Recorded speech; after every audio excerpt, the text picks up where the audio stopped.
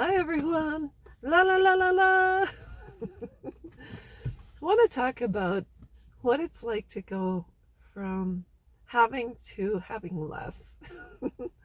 So I was raised in a family, mom and dad, four girls. We had the same parents. We were raised in a middle class neighborhood, and we took we went camping every year, and we were comfortable. We didn't have excess. We just had our needs met regarding food, home, heat, water, and all that. And then again, my parents did save, and we went on vacation every year. We went camping, and it was fun. So we also went to a Catholic school, and my parents attended the church, had hot lunch every day, and when you walked up to the first floor through the front doors of our school, in order to get your lunch tickets, you'd have to stand in the hot lunch line.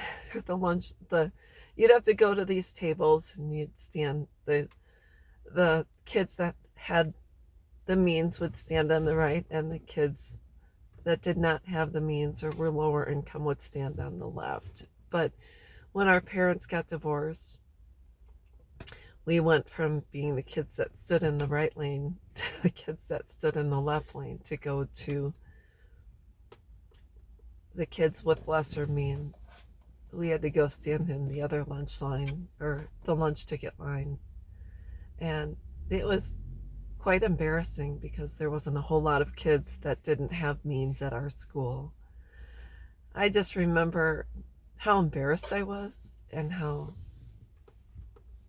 I didn't feel lesser than, but as you can see, it really did affect me in general. And so then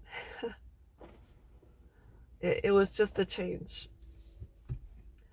And so, as an adult, grew up, did okay, um, was making, pretty decent money in the mortgage boom in 2007. And my wage at that time, I think I was making 39 a year, and then we get $1,000 a month in bonus. So my last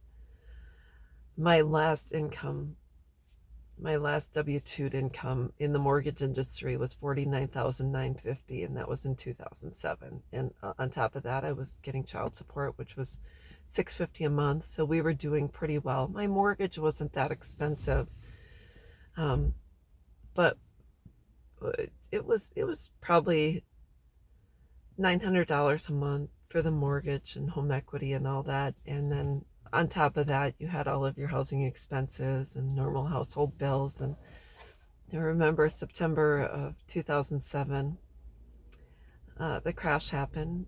I did not know I would be part of that crash. They pulled us all into a conference room and said, "Today is your last day."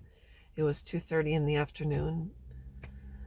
We need you to clean out your desks, and by 4:30 everything will be said and done. And one girl started crying, and another girl wasn't quite sure what to do. It was probably just a part-time thing for her. And here I'm, a mom, two teenage daughters. What am I going to do? I came home, and I had already forewarned my youngest I could lose my job. And she said, "Well, that's not going to happen." And I walked in the house and I said, "It happened." And now I'm at the point, I'm the parent trying to figure out what to do. Back then, unemployment was only 300, maybe $17 a week, maybe 345, something like that. And I go from making over $50,000 a year to making 300 something dollars a week.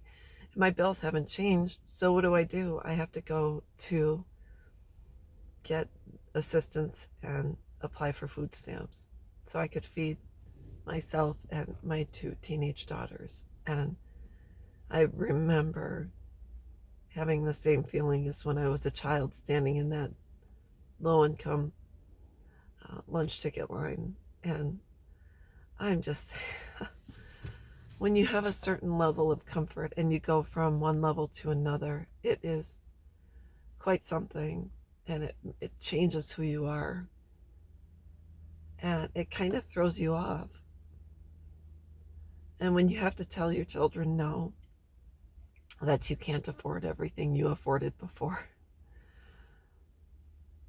there's there's a certain guilt and shame, which I don't even know why, because I was still able to give them a home, and we still had heat, gas, and all, we had all of our needs taken care of. But when you have to sit down with your teenager and say, we need to cut things out, we need to scale back, we need to start, we have to forego certain things that they have been used to, it is really, really difficult. So I don't know about anyone else, but for me, I think these situations have made me a little bit more kind, patient, giving, empathetic.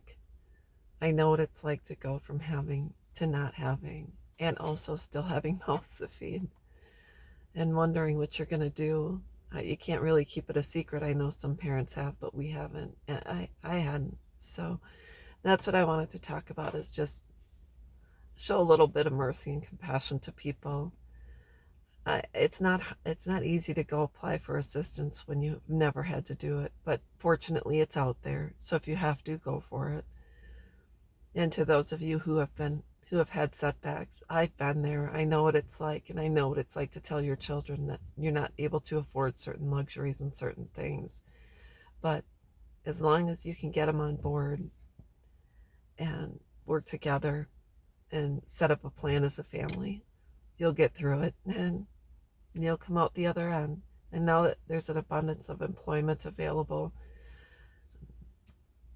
when you go into an interview and you get hired and you have certain skills, don't be afraid to ask for a certain wage, a wage that they're willing to pay now. If minimum wage is going to go up to $15 an hour, us who were skilled workers and who had degrees, we can ask for more.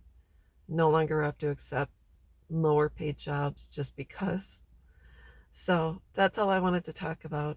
I hope this helps someone, and we'll talk with you soon. Bye bye.